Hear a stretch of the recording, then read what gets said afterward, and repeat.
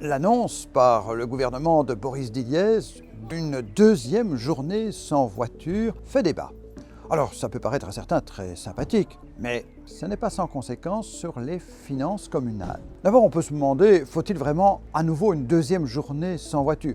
L'initiative, en l'époque d'une journée sans voiture, c'était le tout début du développement du déplacement à vélo ou d'autres modes de déplacement doux. Nous n'en sommes plus là, nous avons aujourd'hui beaucoup de déplacements de ce type et peut-être qu'il faut privilégier des catégories de personnes qui pour le moment n'ont pas la possibilité de se déplacer à vélo, soit pour des raisons budgétaires, soit pour des conditions sociales.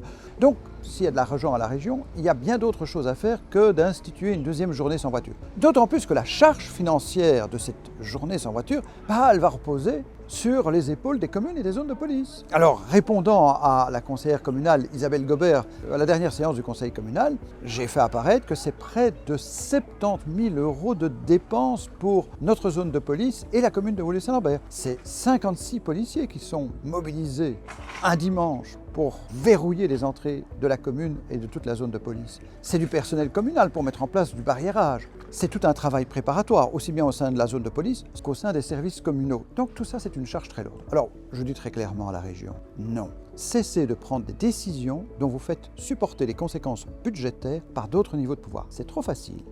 On subit ça déjà avec la réforme du chômage et l'exclusion à charge des CPS en bonne partie.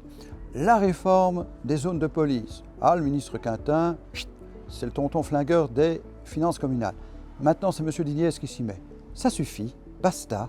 Les communes ne sont pas les officiers payeurs de toutes les décisions prises sans réfléchir à d'autres niveaux de pouvoir.